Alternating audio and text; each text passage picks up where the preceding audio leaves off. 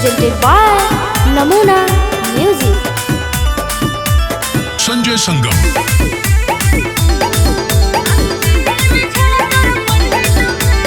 आगे लो सोना के मिले के दिन गे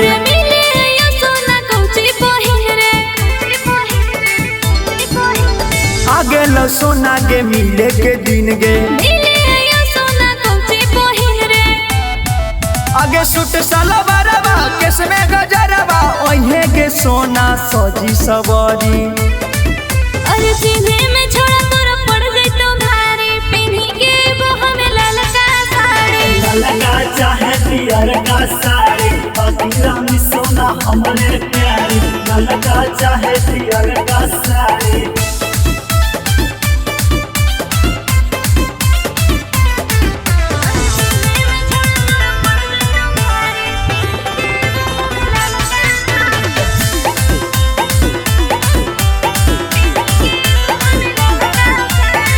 कबो नहीं धोखा सोना कर तो हमारे आँख गे ओहले से सोना हमें हो गेलियो स्मार्ट रे कबो नहीं धोखा सोना कर तो हमारे आँख गे ओहले से सोना हमें हो गेलियो स्मार्ट रे आगे कितनो ये समाट हो जाइमी गे सोना तबो रमी तू हमारे प्यारी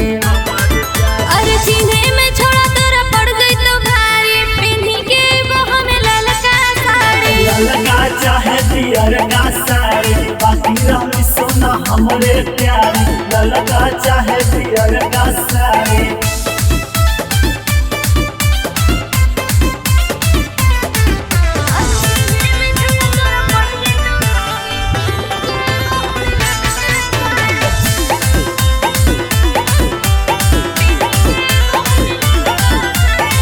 जल्दी से आजो सोनमा रखही फोन गे अनुज सरगम संतोष पंडल में रही हाँ सुन रे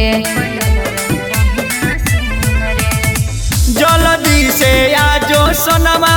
रखही फोन गे अनुज सरगम संतोष पंडल में रही हाँ सुन रे